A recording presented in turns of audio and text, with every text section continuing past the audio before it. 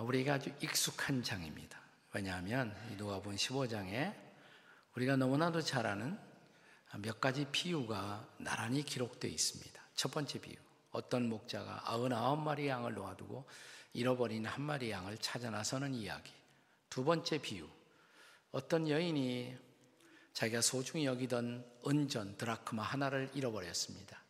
등불을 켜고 집안의 구석구석을 쓸면서 잃어버린 하나의 은전을 찾고 있는 이야기. 세 번째 비유, 어떤 아버지가 집 나간 자기의 둘째 아들을 애타게 찾고 기다립니다. 드디어 돌아왔습니다. 둘째 아들이 돌아왔습니다. 아버지는 너무 기뻐서 잔치를 열었습니다. 그런데 이것을 기뻐할 수 없었던 존재가 있었어요. 아버지가 잔치 열고 기뻐하는데 더불어 함께 기뻐하지 못했던 존재, 누굴까요? 네, 큰아들도 기뻐하지 않았겠지만 더 기뻐하지 않았던 것은 아마도 송아지들이었을 것입니다. 송아지 잡아서 잔치했으니까. 예, 맞아요. 네, 맏아들이 기뻐하지 못했어요.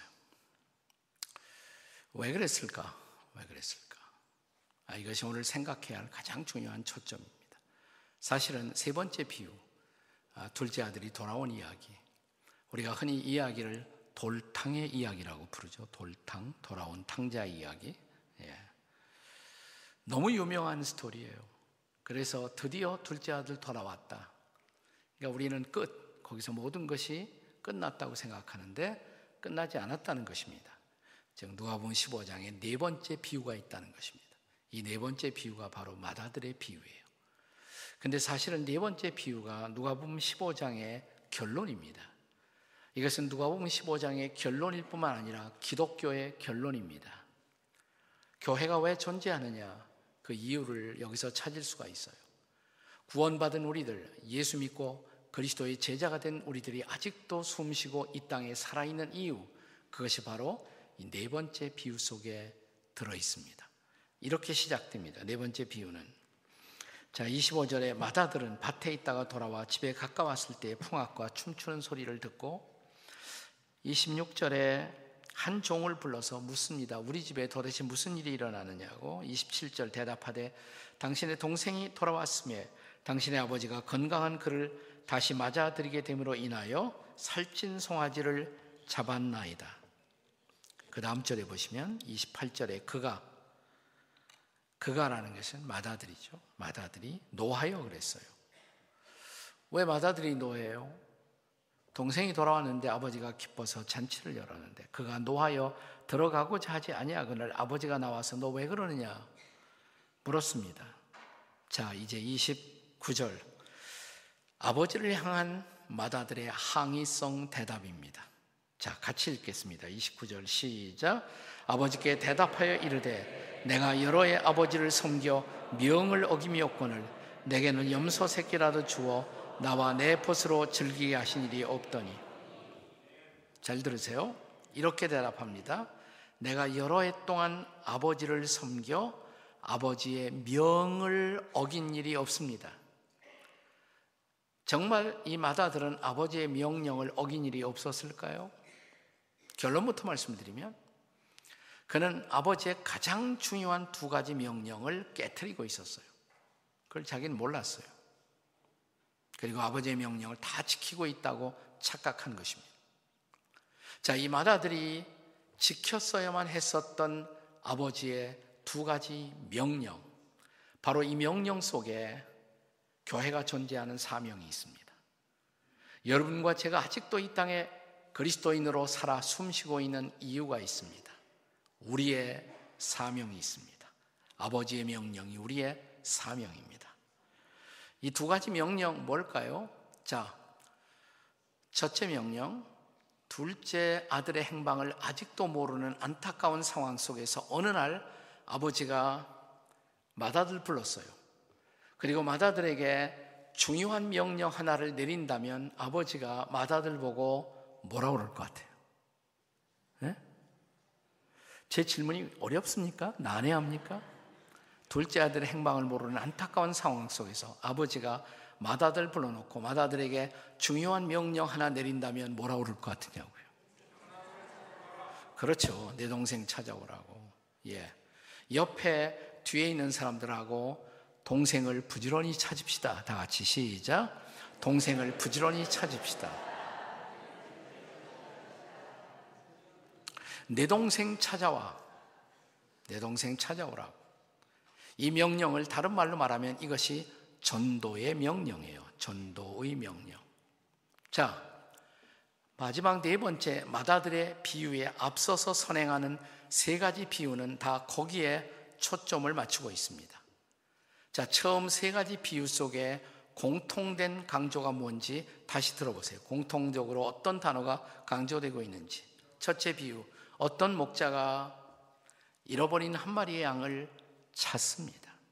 두 번째 비유, 어떤 여인이 잃어버린 은전 드라크마 하나를 찾습니다. 세 번째 비유, 어떤 아버지가 집 나간 자기의 둘째 아들을 찾습니다.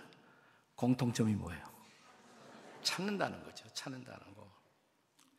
자, 그렇다면 사실은 성경 창세기부터 시작해서 계시록까지가 바로 하나님이 잃어버린 인간을 찾고 있는 모습을 보여주고 있는 거예요. 하나님은 인간에게 고귀한 자유의지를 주셨습니다. 우리가 이 자유의지로 하나님을 높이고 하나님을 경배하고 사랑해야 마땅하거늘 우리는 그 자유의지를 가지고 하나님을 반역하고 하나님을 떠났습니다. 그러나 하나님은 떠나간 인간을 찾아오십니다. 아담아, 네가 어디 있느냐? 그때부터 찾아요. 자, 2000년 전 하나님의 아들 예수께서 오셨을 때 그분이 이 땅에 오신 목적을 설명하는 중요한 대목, 복음서에 이런 표현이 계속 등장합니다. 인자가 온 것은, 인자는 사람의 아들이에요. 예수님의 별명입니다. 그분은 본래 하나님의 아들이신데 사람의 아들이 되어 이 땅에 오신 이유, 목적을 설명하는 중요한 대목에 등장하는 표현, 인자가 온 것은 잃어버린 자를 찾아 구원하려 하십니다. 그러니까 여기서 잃어버린 한 마리 양을 찾고 있는 목자의 모습, 하나님의 모습이죠. 목자의 가슴, 하나님의 가슴이에요. 두 번째 비유에서 잃어버린 은전을 찾고 있는 여인의 가슴, 이게 하나님의 가슴이에요. 아니, 두 번째 비유에서 잃어버린 인간을 찾고 있는 하나님의 마음을 왜 두 번째 비유에서는 여인의 모습으로 등장시키셨을까? 난 어느 날 그것이 궁금했습니다.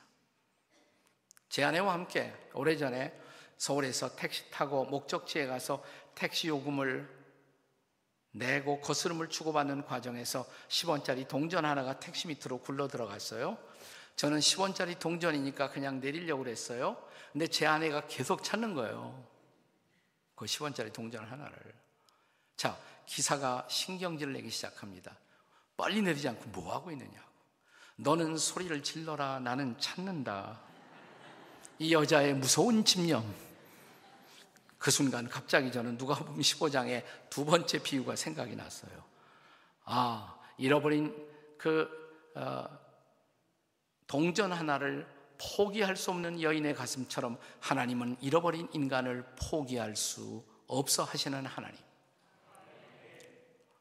저 수원에 제가 가까이 지내는 장로님 한 분이 계시는데 아들이 둘이 있었는데 큰아들이 어느 날 이 경기도 화성 쪽에 호숫가에서 수영을 하다가 익사하는 사고가 발생했어요. 그래도 아버지는 한 달 지나니까 다시 식사하시고 일상생활의 리듬을 다시 되찾고 정상적인 생활을 하시는데 어머니 권사님은 2달이 지나도 석 달이 지나도 넉 달이 지나도 세상 떠난 자기 아들의 이름을 부르다가 1년 조금 지나서 아들을 따라가시더라고요. 잃어버린 자식을 포기할 수 없는 어머니의 가슴, 이게 바로 하나님의 가슴이에요. 하나님의 가슴. 잃어버린 인간, 잃어버린 양 하나를 포기할 수 없어 하는 하나님의 마음. 네.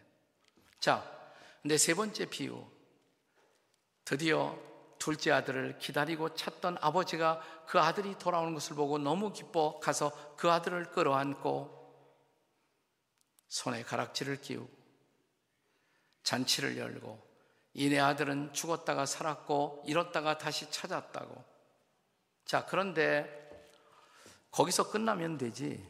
거기서 끝나면 되지. 왜 네 번째 비유, 즉 맏아들의 비유, 맏아들의 이야기가 마지막에 첨부되었을까요?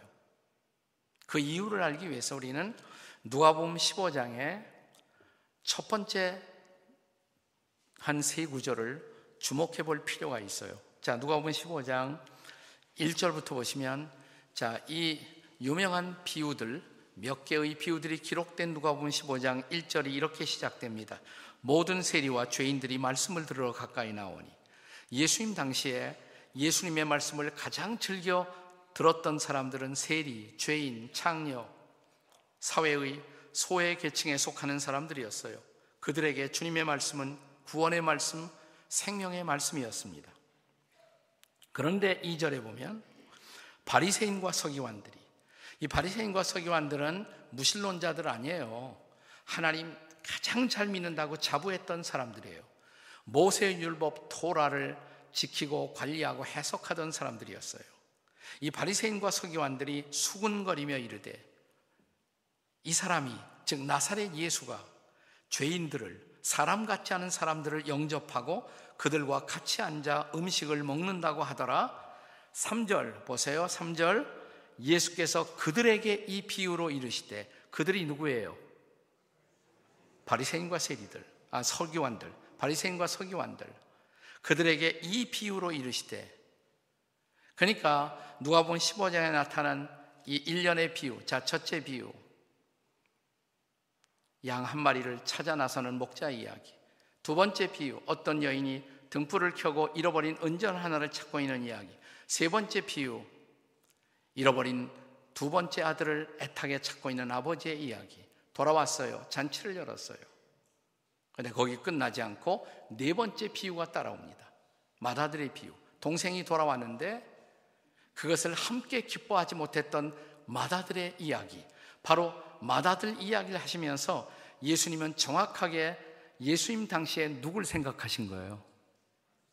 네? 바리새인들이에요. 이 바리새인들이 바로 맏아들이에요. 맏아들이었던 거예요. 동생이 돌아오는데 함께 기뻐하지 못해요. 세리와 죄인들이 예수님 말씀 듣고 구원받는 것을 함께 기뻐하지 못했던 바리새인들, 서기관들, 그들 때문에 바로 맏아들의 비유를 말씀하신 거예요. 그러면 아니, 바리새인들이 왜 예수 안 믿는 사람들이 예수 믿고 구원받는 것을 기뻐하지 못했을까요? 사회적 약자와 소외된 사람들이 자, 예수님 말씀 듣고 인생이 변하고 새로워지는 것을 왜 함께 기뻐하지 못했을까요? 우리는 이런 바리새인들의 의식 구조, 멘탈리티를 좀 알아볼 필요가 있어요. 자, 오늘 본문은 누가복음 15장입니다. 조금 더 지나가시면 16장, 17장, 18장이 나와요. 18장에 예수님은 한 번 더 바리새인의 이야기를 하십니다. 누가복음 18장 9절부터 보시면 18장 9절에 또 자기를 의롭다고 믿고 다른 사람을 멸시하는 자들에게 비유로 말씀하시되, 잘 들어보세요. 자기를 의롭다고 믿고 다른 사람을 멸시하는 자들, 누굴까요? 이들이? 자, 그 다음 절에 보시면 두 사람이 기도하러 성전에 올라가니 하나는 바리새인이요 하나는 세리라. 지금 바리새인들 들으라고 이야기하시는 거예요. 자, 자기를 의롭다고 믿고 다른 사람을 멸시하던 자들, 그 대표적인 사람들이 바리새인이었어요. 그런데 바리새인들이 어느 날 세리와 함께, 바리새인들이 멸시하고 무시하던 세리와 함께 성전에 올라가게 됩니다. 11절, 누가복음 18장 11절에 보시면 바리새인들이 성전에 들어가요. 서서 따로 기도하여 이르되. 자, 바리새인이 성전에 들어가서 재밌어요. 그 자기 자리가 뭐냐면 따로 그랬어요. 사람들과 섞이지 않고 따로. 대부분의 우리 교회에서 주일날 아침에 볼 수 있는 풍경 중에 하나는 우리 담임 목사님이 제발 앞에부터 좀 앉으시라고 그러죠. 네. 그리고 옆에도 좀 가운데부터 앉으시라고, 그래서 늦게 오는 사람이 옆에 앉기 좋도록.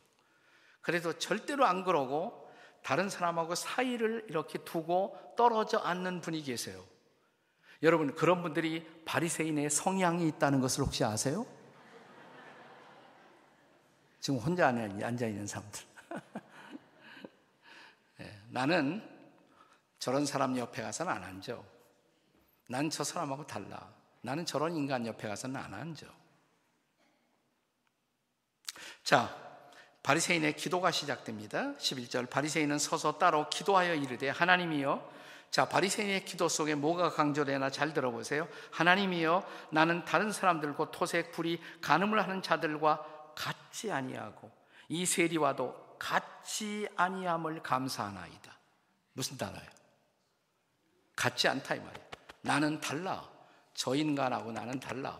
나는 같지 않아요. 나는 나로 말하면 만세전부터 택정함을 입고, 나는 항상 주일 성수를 했고, 나는 교회 바깥에서 산 일도 별로 없고, 나는 항상 교회 안에서 하나님을 섬겨왔고, 나는 저 교회 바깥에서 죄 짓고 방탕하고 음란하고 그런 사람들하고 나는 같지 않아요. 종류가 달라요. 이게 바로 바리새인의 의식구조라는 거 아세요? 이게 바리새인의 멘탈리티예요. 자, 바리새인의 기도가 계속됩니다. 12절, 나는 일에 2번씩 금식하고 소득의 11조를 드리나이다. 제가 질문할게요. 이 바리새인들이 여기서 금식한 게 잘못이에요, 잘못이 아니에요? 제가 잘못 아니라고 그랬죠. 금식한 건 잘못이 아니에요. 금식해 보셨나요? 1년 365날 하루 3끼씩 한 끼도 빼놓지 않고 챙겨 잡수시는 신사숙녀 여러분. 내가 하나님의 뜻을 헤아려 알기 위해서, 주님의 뜻을 알기 위해서 식사 시간까지 아껴가면서 단절하고 그 시간에도 기도하면서 하나님의 뜻을 알려주세요.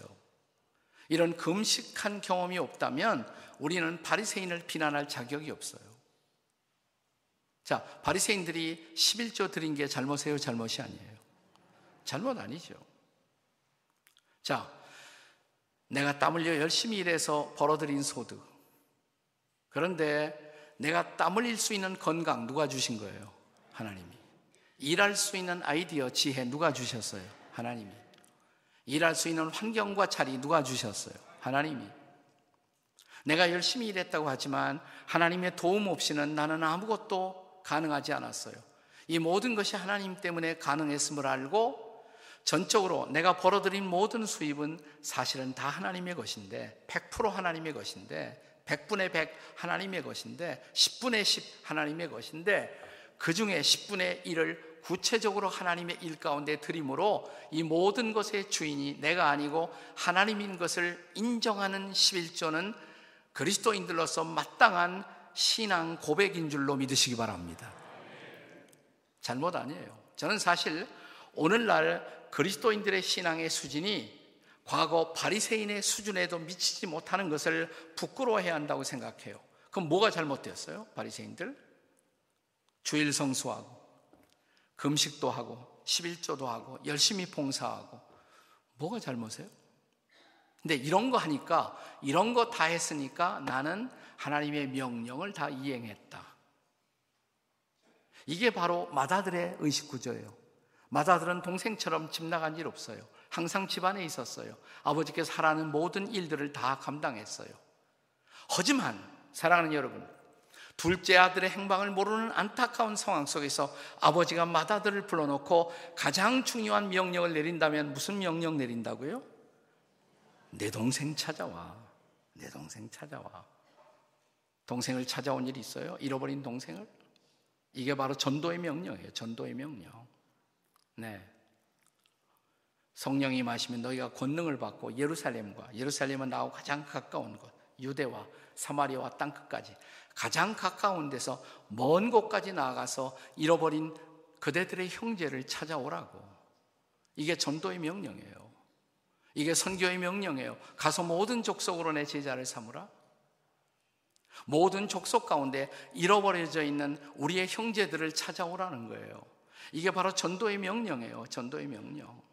내가 다른 거 다 했어도 전도의 명령을 순종한 일이 없다면 나는 하나님의 가장 중요한 명령을 아직도 불순종하고 있다는 사실이에요. 그래서 이 전도의 명령이 얼마나 중요한지 그리스도의 마지막 명령, 대사명, 영어로 The Great Commission이라고 그래요. The Great Commission. 대사명, 가장 중요한 사명, 잃어버린 영혼을 찾아 전도하는 거.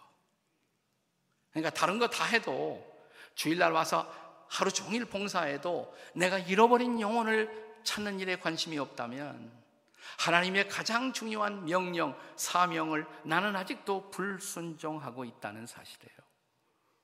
제가 어제 저녁에도 말씀드렸습니다만, 그러나 한국 교회 성도들의 신앙 패턴이 달라져야 한다고 생각해요. 뭐냐면, 여러분, 신앙생활을 오래 할수록 전도를 더 많이 해야 될 텐데, 신앙생활을 오래 할수록 전도를 안 해요. 전도 제일 잘하는 사람이 누굴까요? 방금 믿은 사람, 새신자. 왜냐하면 그 사람 주변엔 다 믿는 사람들만 있어요. 근데 어느 정도 예수 믿고 시간이 흘러가면 내가 아는 사람은 다 권사님, 집사님밖에 없어. 전도를 안 해요. 오래 믿을수록 전도를 안 해요. 10월 달이 되면 이제 저희 교회에서도, 여러분 교회에서도 곧 이제 전도 집회한다고 그랬죠. 전도 집회하는데 10월 달 우리 교회에서도 그런 전도 축제를 해요. 어느 날 아침 제 아내와 함께 이렇게 같이 큐티하고 함께 기도하는데 갑자기 제 마음에 찔림이 왔어요. 내가 10월이면 교인들에게 전도하라고, 사람들 데리고 오라고, 다 교회 일단 전도하고자 하는 사람들을 명단을 제출하라고. 근데 나는 안 했어. 나는 교인들에게 하라고 그러고 나는 안 했단 말이죠. 그 양심의 가책이 오더라고요. 그래서 제가 제 아내한테 그랬어요. 여보, 전도하라고 밤낮 교인들에게 얘기하면서 당신이 하나 우리가 별로 전도 안 했잖아 최근에. 우리 이번 가을철에는 우리부터 전도를 열심히 하십시다. 그리고 우리가 어떻게 전도할 수 있을지 하나님의 지혜를 좀 빌립시다. 우리 기도하십시다. 이렇게 대화를 하는데 갑자기 재밌는 생각이 나요. 그 아파트에서 엘리베이터 탈 때마다 반장 선거에 출마하라고 계속 광고가 나오더라고요. 반장 안 하려고 그런단 말이에요, 요즘. 제가 그랬어요. 여보, 좋은 아이디어를 하나님이 주시는 것 같은데 당신 한번 반장 선거 출마하면 어때? 제가요? 반장 당신이 되면 내가 옆에서 같이 도울 테니까 이 아파트 이주에 있는 사람들 적어도 우리가 다 만날 수가 있잖아. 전도할 수 있고 초청할 수 있고 교회. 기도해보죠. 그러더니 일주일에 제 와이프가 응답받았대. 하겠대요. 하라고. 그래서 반장 출마했습니다. 한 사람 출마해서 당선됐어요. 네. 아마 그 해 한 2년 동안 연속으로 한 해만 하고 그만하려고 그랬는데 그 동네 사람들이 너무 잘했다고 또 하라고 그래서 2년 했어요. 2년. 근데 그동안에 저희 부부가 전도를 제일 많이 한 것 같아요. 네. 저희 생애 동안에 정말 저희 부부로서 직접적으로 전도를 많이 했어요. 반장이 가서 누르고 반장입니다 하면 문이 다 열리잖아요. 저희 와이프하고 전략적으로 한 사람 한 사람 저희 집에 티파티에 초청을 시작했습니다. 차 마시러 오라고. 그러니까 반장님이 오라고 했어. 차 마시러 가자고. 제가 옆에서 이제 인사하고 그때서야 우리 아파트에 사는 사람들이 반장 남편이 지구촌 교회 목사라는 것을 알기 시작했어요.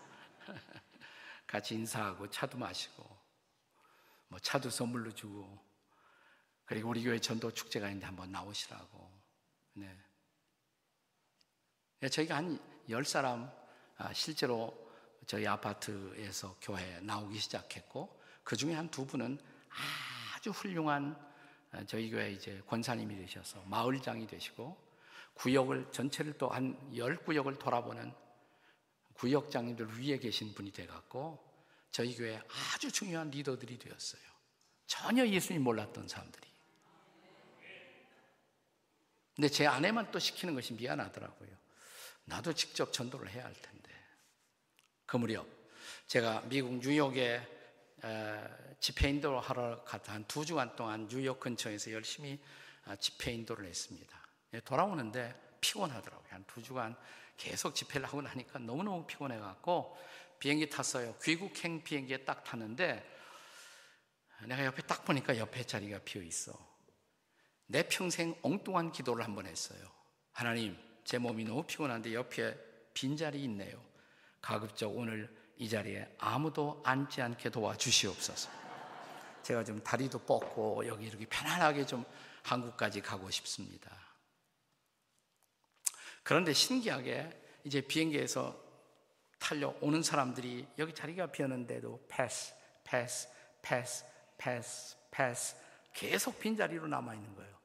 하나님 신기하게 이런 기도도 응답해 주시는구나. 근데 비행기 문을 딱 닫는 순간에 갑자기 한 사람이 탔어요. 동양 사람 같아요. 한국 사람 같기도 하고 다리를 약간 절어요. 찔룩찔룩 하면서 제가 있는 쪽으로 오는데 불길한 예감이 들기 시작해요. 이 사람이 혹시 이 빈자리에 앉는 것은 아닌가. 근데 딱 옆에 서더니 번호 딱 보더니 자리에 앉는 거예요. 에이, 하나님, 좀 나에게 휴식 타임을 주시지. 어째서 이 자리를 꼭 앉게 하세요. 근데 그 사람이 딱 앉는 그 다음 순간 또 다른 생각이 들어요. 야, 전도 대상자야. 전도 대상자. 전도 대상자로 혹시 이 사람을 내게 붙여주셨나? 그냥 얘기를 걸었어요. 그랬더니 한국 사람이 아니네요. 중국 사람이에요. 차이니스예요. 미국 와서 유학하고 공부해서 석사, 박사 받고 뉴저지에 있는 미국 회사에서 일하다가 중국 정부의 부르심을 받아 중국의 고위직 관리로서 일하기 위해서 지금 베이징으로 북경으로 가는 길이래요. 그래서 제가 그러면 미국에 계실 때 교회 한번 나가본 일이 있습니까? 물어보니까 나가본 일이 있대요. 땡스기빙 때, 추수감사절 때 크리스찬 친구들이 초대해서 교회 가서 터키 7명조 잘 먹고 왔대요. 그러면 그때 교회가 뭘 하는 단체인지, 교회가 믿고 있는 예수라는 분이 어떤 분인지 혹시 설명 들을 기회가 있었나요? 물어보니까 기회는 없었대. 그냥 터키만 잘 먹고 왔대요. 7명조만. 그러면 교회가 왜 세워졌는지, 교회의 주인이 되시는 예수 그리스도라는 분이 누구인지 제가 좀 선생님에게 설명을 해도 괜찮을까요? 그러니까 yes, go ahead. 설명하라고 그래요. 시간 무지무지하게 남았잖아요. 한국까지 가는 동안 15시간. 얼마나 좋은 시간이에요. 저는 사실 제가 제일 좋아하는 전도지가 아무것도 없는 빈종이에다가 생명의 다리라고 있어요. 브릿지라고. 거기다가 구원의 그 도리를, 진리를 쭉 설명하는 그 옛날 내비게이터에서 시작했지만 제가 나름대로 그걸 더 개발해서 만든 전도법이 있는데 제가 그걸 사용하기를 좋아해요. 그래서 딱 이제 빈종이 펼쳐놓고 뭐 시간 많이 남았겠다. 아예 창세기부터 설명을 시작했습니다. 한 2시간 한 것 같아요. 2시간 해서 예수님이 왜 오셨고 그가 십자가에서 왜 죽으셨고 그분이 부활하셨다는 의미가 뭔지 쫙 설명을 해주고 이제 부활하신 예수 그리스도를 살아계신 주님을 당신의 마음속에 영접하고 당신도 구원을 받고 새로운 인생을 살지 않으시겠습니까? 예수님을 영접하시겠습니까? 땀을 몇 번 흘리더니 자기 화장실 가야 된대. 가시라고. 근데 이 사람이 화장실 들어가서 안 나오네. 네. 근데 가만히 보니까 화장실 문을 열었다 닫았다 하면서 내 자리를 자꾸 쳐다봐요. 그래서 제가 자는 척 했습니다. 그러니까 싹 열고 나오더니 옆에 얌전하게 앉아요. 그래서 화장실 잘 갔다 오셨냐고. Let's continue to talk about this. 계속해서 얘기하자고. 예수님을 영접하지 못할 무슨 이유라도 있습니까? 이거 이유가 특별히 있는 것은 아니라고. 그러면 이 좋은 예수님, 이 좋은 구원을, 이 선물을 왜 안 받고자 하시냐고. 근데 한참 생각해 받겠대요. 그럼 예수님 영접하시겠냐? 하겠대요. 저를 따라서 이제 예수님을 영접하는 기도를 드렸어요. 이제 그 후에 예수님을 영접했다면 어떻게 신앙이 자랄 수 있는지, 기도가 왜 중요한 것인지, 말씀이 왜 중요한 것인지, 교회는 왜 필요한 것인지, 우리가 어떻게 확신을 갖고 살 수가 있는지 쭉 설명을 해드렸어요. 그러니까 시간이 빨리 지나가더라고요. 비행기에서 내리기 전에 서로 우리는 연락처를 주고받았어요. 여러분, 제가 베이징 갈 때마다 이 친구를 지금도 만나요. 거기에 있는 삼자교회 잘 나가요. 아니, 삼자교회 지금은 리더가 되어 있어요, 이 친구가. 여러분, 이 친구와 예수님을 영접한다고 고백하는 순간 제가 2주간 동안에 몰려있던 피곤이 오히려 다 도망가요. 내가 이 영혼을 얻기 위해서 오늘 이 자리에 앉았구나. 이 한 영혼을 주 앞으로 인도한 기쁨. 제 아내와 함께 아내의 반장 역할을 통해서 그 아파트 사람들 몇 사람들을 그리스도로 인도했을 때 그 아파트 엘리베이터에 들어갈 때마다 주님 앞으로 인도해서 예수 믿고 새로운 삶을 살고 있는 우리의 이웃들을 만나볼 때마다 저는 그 아파트에 사는 최고의 보람과 기쁨을 누렸습니다. 지금은 그 아파트에서 좀 이사 왔습니다만은 이 전도의 사명, 다른 무엇보다도 중요한 이 사명, 그 사명을 여러분 수행하고 계십니까? 혼자서 전도하기가 쉽지 않죠. 그래서 함께 모여서 전도하라고 교회를 주신 거예요. 교회 공동체가 존재하는 이유. 그래서 가서 모든 족속으로 제자를 삼아. 거기서 끝나지 않아요. 아버지와 아들과 성령의 이름으로 세례를 주고, 세례는 교회로서 주는 것이죠. 자, 예수 믿고 구원받은 사람들을 교회를 통해서 이제 잘 양육할 수 있도록 교회 공동체를 주신 거예요. 교회가 존재하는 가장 중요한 이유, 전도하기 위해서. 묻습니다. 전도하십니까, 여러분? 전도하십니까? 전도하셨나요? 여러분이 전도하신 분 이름을 댈 수 있어요? 그들이 지금 신앙생활 잘 하시나요? 우리 교회가 존재하는 이유, 여러분의 교회가 존재하는 이유. 프레드릭 밀러 선교사가 이곳에 교회를 세운 이유. 그가 자기의 자녀들을 잃어버리고 아내까지 잃어버리는 고통과 고난을 당하면서 예수 누구신가 이 찬송가를 작사한 이유. 그 예수님을 알리기 위해서. 그 예수님이 우리의 생명 되시고 소망이 되시고 없는 자의 풍성이시고 눈먼 자의 눈물을, 아픈 자들의 눈물을 씻겨주시는 구원의 주님이심을 선포하기 위해서 그가 이곳에 여러분의 교회를 세울 수 있었다면 그 스피릿, 그 정신을 이어받아 여러분 지금도 전도하십니까? 전도하십니까?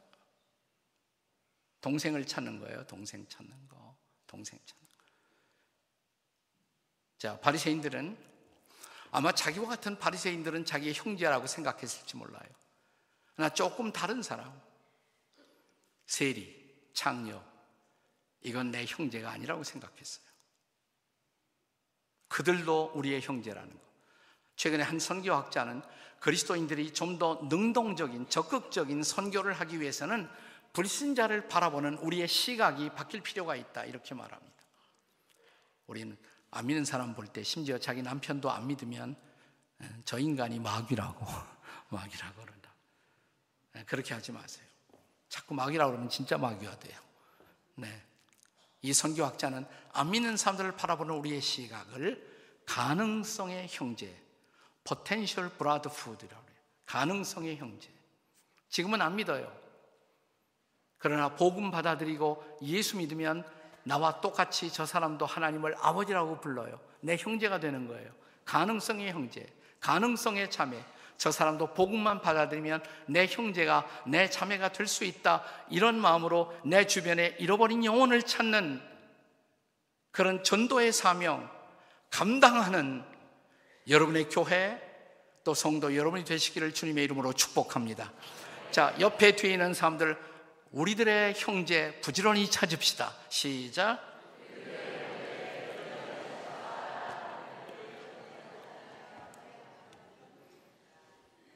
하나 더 있어요. 두 번째 사명. 이번에는 동생이 돌아왔습니다. 동생이 돌아온 다음에 아버지가 맏아들 불러놓고 맏아들에게 또 중요한 명령을 내린다면 이번에는 무슨 명령 내릴 것 같아요? 이번에는 제 질문이 어려운가요? 자, 동생이 돌아온 다음에 아버지가 맏아들 불러놓고 맏아들에게 중요한 명령 또 하나 내린다면 뭐라고 그럴 것 같아요? 동생을 어떻게 하라고? 잘 돌보라고. 네, 그걸 다른 말로 잘 어떻게 하라고? 예? 내 귀에 듣도록. 잘 어떻게 하라고? 양육하라고?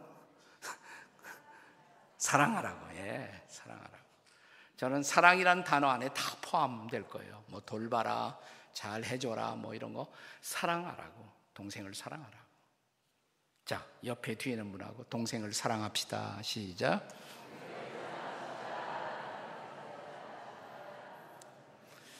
여러분, 이 전도의 명령과 함께 성경이 강조하는 또 하나의 중요한 명령, 그게 사랑의 명령이에요. 사랑의 명령. 예수님은 어느 날 서기관에게 이런 질문을 하십니다. 성경에서 가장 큰 계명, 가장 커다란 계명. 우리가 전도의 사명을 가리켜서 선교학자들은 The Great Commission 이렇게 말해요. Great Commission. 전도의 명령이에요. 그런데 이 사랑의 명령을 가리켜서 The Great Commandment. The Great Commandment. 가장 큰 계명. 서기관에게 가장 큰 계명이 뭐냐?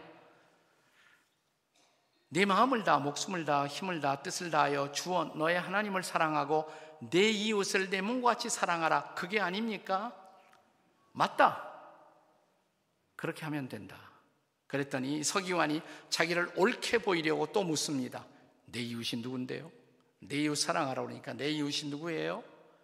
이 질문에 대답하시기 위해서 예수님이 말씀하신 또 하나의 비유. 그 비유가 무슨 비유? 선한 사마리아인의 비유. 자, 여리고길에 강도 만나 쓰러져 피 흘리고 신음하던 사람, 그걸 보고 그 곁을 그대로 지나가고 있었던 레위인 제사장. 그런데 그 당시 사회에서는 천시받고 있었던 사마리아 사람 하나가 오히려 여리고길에 강도 만나 쓰러진 사람을 보고 달려갑니다. 그의 상처에다가 그가 가지고 있던 포도주를 붓습니다. 일종의 소독이죠. 자기 옷을 벗어 붕대처럼 옷을 입혀줍니다. 들쳐업습니다. 주막으로 데리고 옵니다. 그리고 주막 주인에게 이 사람 잘 돌봐달라고, 필요한 비용은 제가 책임지겠다고. 자, 예수께서 또 질문을 하십니다. 이 세 사람 중에 레위인, 제사장, 사마리아인, 이 세 사람 중에 누가 강도 만난 자의 이웃이냐? 누가 이웃이냐? 여러분, 우리는 이웃 그러면 옆에 집에 사는 사람만 이웃이라고 생각해요. 그건 너무 좁은 이웃이에요. 좁은 개념의 이웃이에요. 내 인생의 길에서 내 도움, 내 사랑을 필요로 하는 모든 사람을 내 이웃으로 발견하는 것이 필요하단 말이죠. 뭐라고 대답했어요? 세 사람 중에 누가 이웃이냐? 가로되 자비를 베푼 사람, 사랑을 베푼 사람이 아니겠습니까? 맞아. 그렇게 하라고. 사랑을 베푸는 것. 여러분, 전도하는 명령과 함께 가장 중요한 또 하나의 명령이 사랑의 명령이에요. 사랑의 명령. 그런데 이 두 가지는 분리될 수가 없는 것이죠. 우리가 참으로 어떤 사람을 전도한다면 사랑하지 않고 어떻게 전도할 수가 있어요? 사랑이 없이 전도가 가능하겠습니까? 또 어떤 사람을 정말 사랑한다면 그에게 가장 소중한 복음을 어떻게 들려주지 않을 수가 있겠습니까? 이게 동전의 양면 같은 거예요. 이게 분리되면 안 돼요. 그런데 한국 교회에서는 그동안 어떤 교회에서는 전도는 열심히 하는데 이웃은 사랑하지 않고, 또 약간 진보적인 교회에서는 사회적 약자에 대한 관심을 갖고 돌보는데 보수적인 교회는 그런 거 관심이 없고 전도는 해요. 전도하는데 이웃과 이 사회를 향한 그런 사랑과 돌봄의 마음을 잃어버리고 있단 말이에요. 이 두 가지는 다 필요한 거예요. 사실은 두 가지가 다 같이 필요한 것이죠. 우리는 정말 우리 이웃들을 사랑하고 있을까요? 우리가 만약 이 바리새인들 때문에 오늘 본문에 마다들의 비유를 말씀하셨는데, 예수님 당시에 바리새인들을 향해서 이런 질문을 던진다고 가정해 보세요. 바리새인들이요, 당신들과 똑같은 바리새인들은 사랑하십니까? 뭐라고 그럴 것 같아요, 바리새인들이? 물론이죠. 바리새인들도 바리새인은 사랑했어요. 근데 바리새인의 사랑의 실패는 나하고 다르다고 생각했던 저 세리들, 창녀들, 그들은 사랑의 대상이 아니었단 말이죠. 우리가 사랑의 범주를 넓힐 필요가 있어요. 나하고 다른 사람, 내가 지금까지 함께 어울리지 못했던 사람, 그들도 사랑의 대상으로 바라볼 눈이 열린다는 거, 이게 매우 중요한 것입니다. 오늘 본문에 아주 흥미로운 사건이 있습니다. 자, 30절 보시면 30절은 맏아들이 계속 얘기하는 거예요. 아버지를 향해서. 본문 30절 다 같이 읽겠습니다. 30절 시작. 아버지의 살림을 장녀들과 함께 삼켜버린,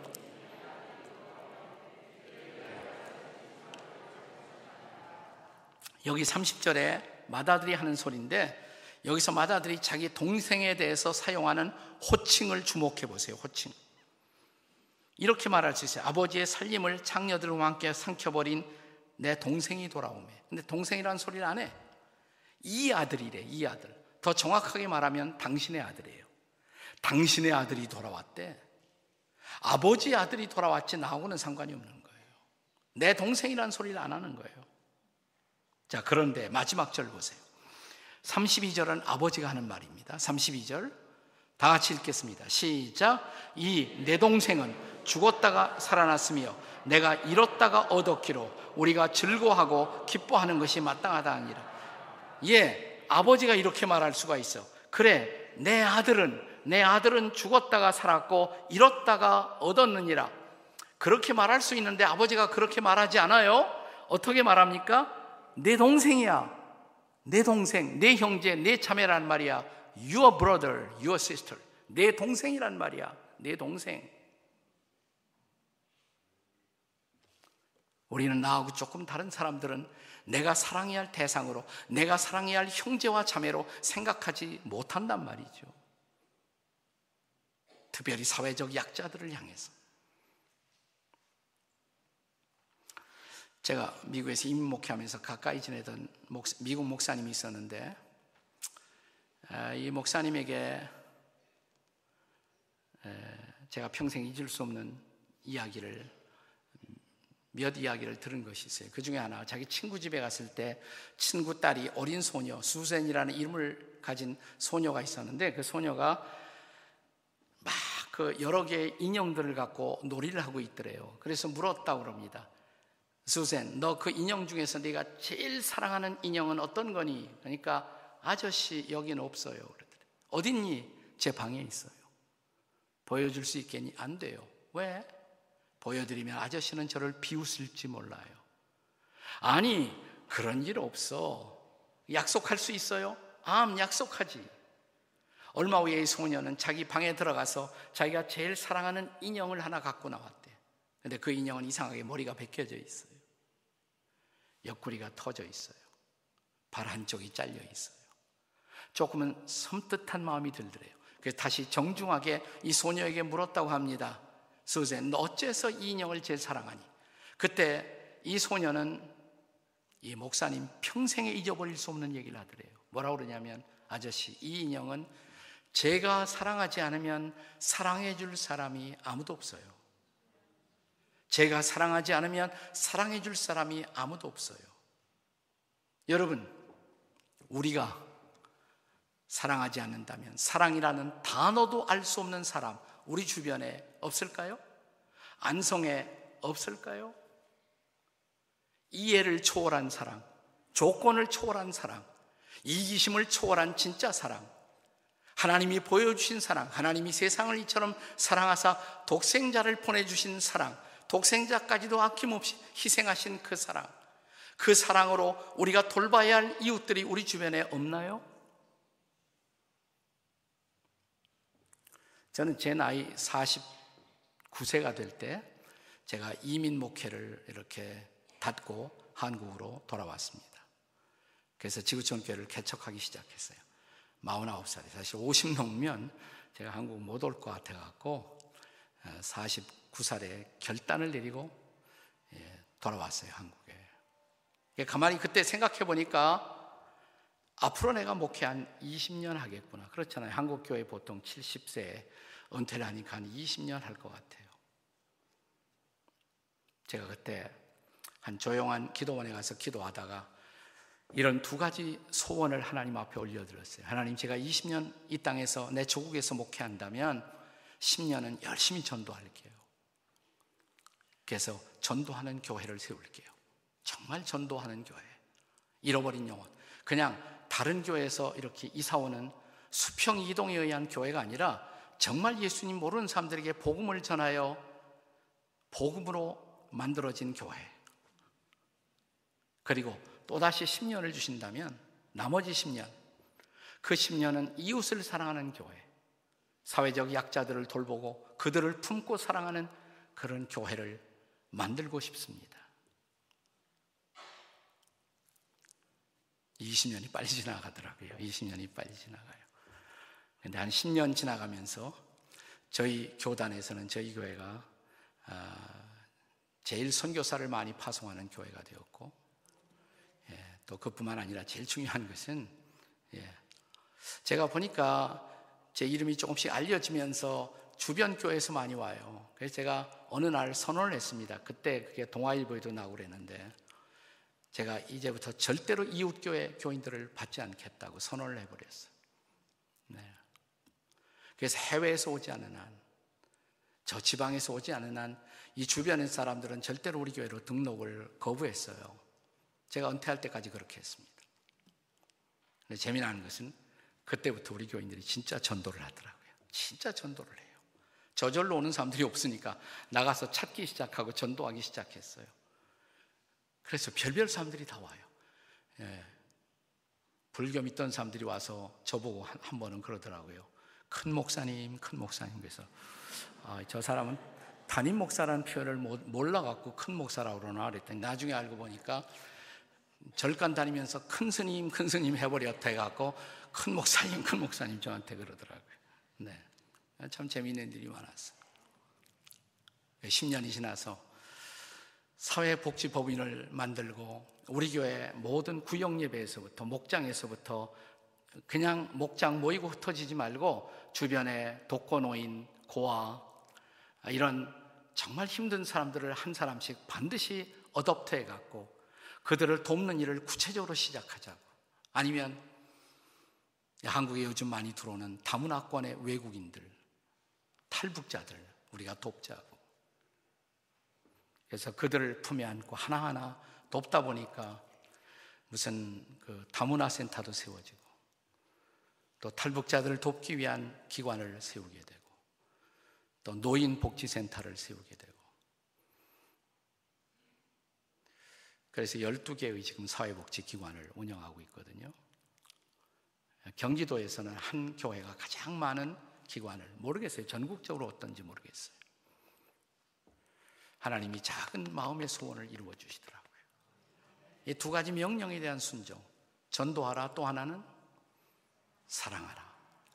내 형제를 사랑하라. 특별히 아프고 힘든 이웃들을 품에 안고 사랑할 수가 있는가? 사랑할 수가 있는가? 얼마나 많은 이웃들이 우리의 터치를, 우리의 사랑을 기다리고 있습니까? 우리가 함께 혼자서 그들을 돕기 힘드니까 함께 힘을 모아 교회적으로 우리가 그런 이웃들을 사랑하는 것, 이웃들을 사랑하는 것, 이웃들을 품에 안는 것, 이웃들을 품에 안는 것. 저는 종종 이런 질문을 목회하면서 많이 했어요. 우리 교회가 없어진다면 우리 이웃들이 우리 교회에 대해서 어떤 생각을 할까? 그 교회 참 교인들 뵈기 싫었는데 잘 나갔다. 이렇게 말할까? 뭐라고 말할까? 하도 궁금해갖고 실제로 이웃집 사람들에게 떡도 돌리면서 한번 설문조사를 해봤어요. 우리 주변 이웃들이 멀리 아니고 교회 주변에 걸어서 도보로 미칠 수 있는 영역 안에 있는 사람들이 우리 교회를 대부분 알고 있는 사람들이 우리 교회에서 어떤 인상을 갖고 있는가? 다행히, 참 다행히 그분들이 이런 얘기를 해주었어요. 주차 문제 하나 빼놓고는 참 좋은 교회 같다고. 주차 문제는 저희도 해결을 못했어요. 그거는. 그러나 끊임없이 이웃들을 우리가 돌아보고 또 우리 교회 무슨 교회 안에 뭘 만들든지 카페를 만들 때도 도서실을 만들 때도 다 개방했어요. 그래서 이웃들과 함께 더불어 쓰는 곳으로. 그랬더니 안 믿는 사람들이 자유롭게 출입해요. 저희 교회 자유롭게 출입해요. 네. 그러면서 자연스럽게 교회를 익히고, 우리 식당에도 우리 주변에 있는 이웃들이 우리 식당이 밥이 싸고 맛있으니까 많이 들어오세요. 그냥 더불어 사는 교회, 사랑을 실천하는 교회. 이것 때문에 존재하는 것이 아닐까요? 제가 이 두 가지 명제, 전도해야 된다는 것, 사랑해야 한다는 것, 이 두 가지 명제를 제가 목회하는 교인 가운데 한 분이 온 몸으로 그렇게 살아온 모범을 보여준 한 자매의 이야기를 여러분에게 들려드리고 싶어요. 이 자매의 어머님은 제가 목회하는 동안에 저희 교회 여전도사님이셨어요. 여자 전도사님이셨어요. 그리고 아버지는 장로님이셨습니다. 제가 목회하면서 저희 교회 그 건물을 5번이나 옮겼는데, 옮길 때마다 건축 프로젝트를 담당하신 아주 신실한 장로님이셨습니다. 이 두 부부의 딸 얘기하려고 하는 거예요. 이름은 유자, 석자, 경자. 중등부, 저희 교회에서 초등부 나와서 중등부 올라가고 고등부 올라가고 대학부 올라가고 좋은 대학 갔어요. 서울대학 불문과 가서 졸업을 했습니다. 그리고 불문과 졸업하고 나서 학원 강사가 됐습니다. 학원 강사. 근데 아주 잘 가르쳐갖고 스타 강사가 됐어요. 인기가 있었어요. 돈도 꽤 벌었어요. 근데 대부분의 신앙인들의 가정에서 자라난 자녀가 그런 것처럼 교회는 그냥 왔다 갔다 했어요. 근데 대학부 시절에 저희 교회에서 하는 전도 폭발 훈련을 이 자매가 받게 됩니다. 청년들을 위한 전도 폭발 따로 있어요. XG라는 훈련인데, 그 훈련을 받고 이 자매의 눈이 떴어요. 야, 나 같은 사람도 전도할 수 있구나. 복음이라는 것이 이렇게 소중하구나. 전도 훈련 받다가 복음의 확신을 갖게 되고 복음이 얼마나 귀한 것인가를 알게 됐어요. 그래서 그 다음부터 자기가 가르치는 학생들 계속해서 인기 강사로 잘 가르쳤지만, 학원 끝나면 자기가 가르치는 학생들 저녁 사주고 앉아서 복음을 전하기 시작합니다. 자매와 만나면 다 예수를 믿어버려요. 야, 사람들이 이렇게 잘 예수 믿네. 근데 내가 왜 그동안 복음을 안 전했지? 사람들은 왜 복음을 안 전하고 있을까? 그러다가 마음속에, 한국은 이렇게 복음이 흔한데 한 번도 복음을 전해 듣지 못한 사람들 얼마나 많을까? 선교사가 되고 싶은 생각이 나요. 선교사가 되고 싶어요. 그럼 내가 제대로 신학하고 선교사로 나가자. 저를 찾아왔어요. 목사님, 제가 미국에 가서 신학을 좀 공부하고 싶은데 신학교 추천 좀 해주세요. 제가 공부했던 시카고에 있는 트리니티라는 신학교를 추천해 주었어요. 갔습니다. 신학교 졸업하려면, MDB 과정 하려면 3년, 4년 걸리죠. 근데 대부분의 신학교가 그렇지만 목회 실습 없이는 졸업할 수가 없어요. 3년 끝나고 이제 한 학기쯤 하면 졸업해요. 한 학기쯤 졸업을 앞에 두고 저한테 편지를 냈어요. 목사님, 제가 요즘 건강도 좋지 않고 그래서 목회 실습은 한국에 나가서 본교에서 하고 싶습니다. 저를 실습 전도사로 받아줄 수가 있겠습니까? 그건 어렵지 않다고. 실습 전도사니까 교회에 특별한 어떤 결정 절차가 있는 것도 아니고 자매 나오라고, 괜찮다고, 우리 교회에서 하라고. 그래서 와서 실습 전도사를 임명했어요. 네. 근데 몸이 좀 안 좋았기 때문에 병원에 가서 진단을 받아보았습니다. 뜻밖의 진단이 직장암으로 나왔어요. 직장암. 말기래, 그것도 말기. 이 자매가 좀 용감한 자매예요. 의사 선생님께 물었어요. 의사 선생님이 빨리 수술 받으라고, 빨리. 수술 받으면 제가 얼마나 사는데요? 의사 선생님이 말하기를 1년은 보장한다고. 1년이요? 수술하면 1년 산다고요? 수술 안 하면요? 6개월도 보장 못 한다고. 그래요? 간단하네요. 저 수술 안 받아요. 제 시간이 얼마 남았든 저는 저에게 가장 소중한 것을 전하는 삶을 살고 싶어요. 의사 선생님, 질문이 있습니다. 의사 선생님, 지금 세상을 떠나신다면 의사 선생님은 하나님을 만날 준비가 되어 계십니까? 천국문에 선다면 내가 너를 무엇 때문에 받아줘야 하느냐 이렇게 묻는다면 뭐라고 대답하시겠어요? 전도 폭발 질문이에요. 두 가지 진단 질문. 의사 선생님에게 전도를 시작한 거예요. 긴 얘기를 짧게 말씀을 드리면 이 자매는 3년을 삽니다. 더 3년을 살고 작년 봄에 세상을 떠났어요. 작년 봄에. 그런데 이 자매가 가서 젊은이들을 만나고 젊은이 그룹에서 간증을 하면 젊은이 그룹들이 변하기 시작했어요.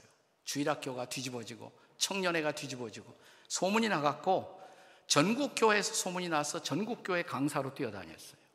그 3년 동안.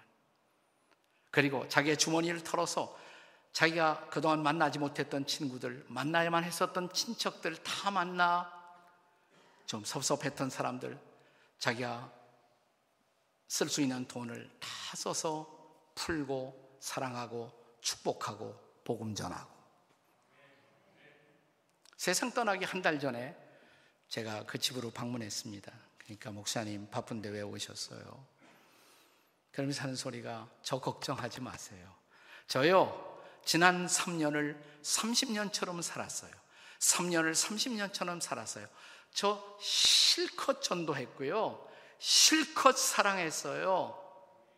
사랑하고 전도한 일에 후회가 없어요.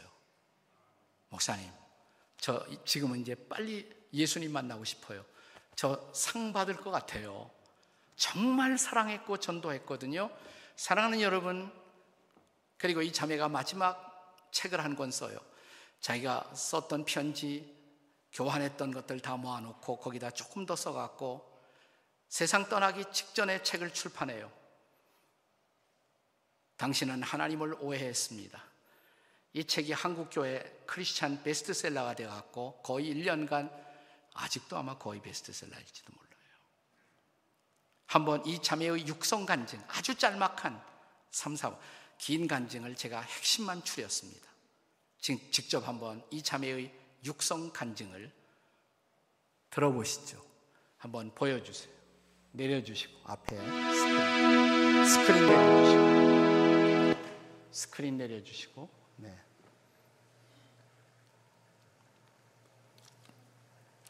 양쪽 옆에도 스크린이 있지만 아마 가운데가 더 잘 보일 것 같아갖고, 네. 내려오는데 시간 많이 걸리네요. 빨리 내려오는 스크린으로 바꿔야 될 것 같아요. 예.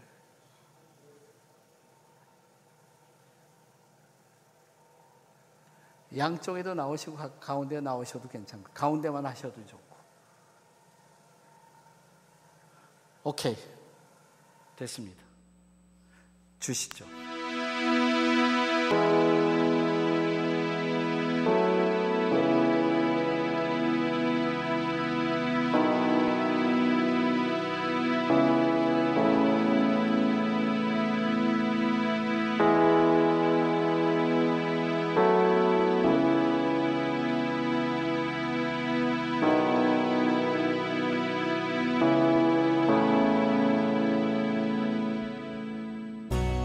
많은 분들이 하나님을 원망하냐고 했지만 저는 단 한 번도 하나님을 원망하지 않았습니다.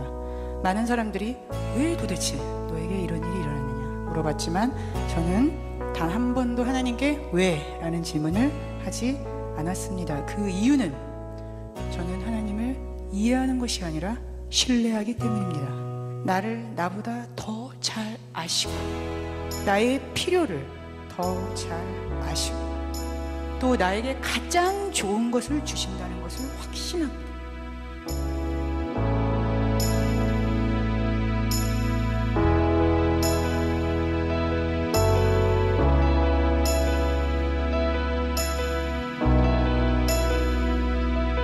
저는 이 고통의 시간을 통해서 복음의 놀라운 능력을 깨달은 것이 저에게 큰 축복이었습니다. 이 죽음의 문턱에서 느끼는 이 평안, 이 행복, 그것을 경험하면서 저는 더욱더 정말 이 세상에서 이 복음만큼 좋은 것은 없구나 라고 확신하게 되었습니다. 어떻게 사람이 곧 죽는다, 그것도 아주 비참하게 아주 고통스럽게 죽는다, 그런 얘기를 듣고도 이렇게 행복하고 이렇게 평안할 수 있을까?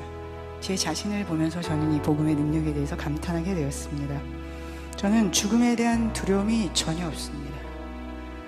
죽게 되었지만, 육신의 고통이 있지만 이제 죽어서 나를 위해 죽어주신 예수님을 드디어 만나고 또 그분과 함께 살게 될 것이라는 기대와 흥분이 있습니다.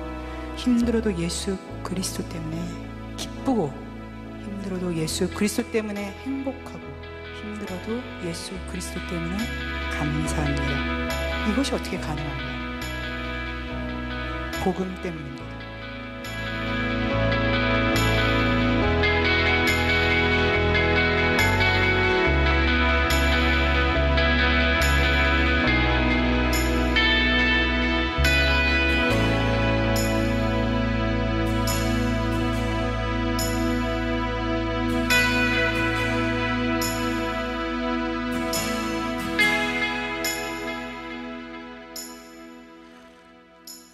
이 간증이 세상 떠나기 한 달 전에 한 간증이에요. 한 달 전에.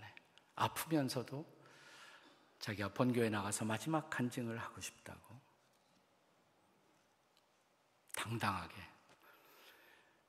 그가 살아왔던 짤막한 3년간의 놀라운 일생, 지금도 제 귀에 쟁쟁한 그 목소리, 병상에서 제 손을 잡고, 목사님, 저 후회 없어요. 저 전도했어요. 열심히 사랑했고요. 이제 예수님 앞에 가서 상 받고 싶어요. 3년을 30년처럼 살았어요. 우리의 숨이 끊어지는 그 순간, 내 인생 결산의 순간, 오직 두 가지만이 문제입니다. 하나님이 모든 그리스도인에게 주신 두 가지 사명, 아버지의 명령. 그대는 그대를 구원한 이 복음을 이웃들에게 전했는가? 후회 없이 전했는가? 그리고 내 이웃에 사랑해야 할 사람들을 후회 없이 사랑했는가? 이 두 가지 질문 앞에, 이 사명의 물음 앞에 저와 여러분의 마지막 대답은 뭘까요? 준비되셨습니까? 또 교회로서 우리 교회는 정말 전도하고 있는가? 우리 교회는 정말 사랑하고 있는가? 여러분의 교회가 긴 시간 역사적으로 이곳에 존재했다는 그 사실 자체도 귀하지만, 그것을 뛰어넘어 사명을 다하는 교회라고 하나님 앞에 고백할 수가 있을까요?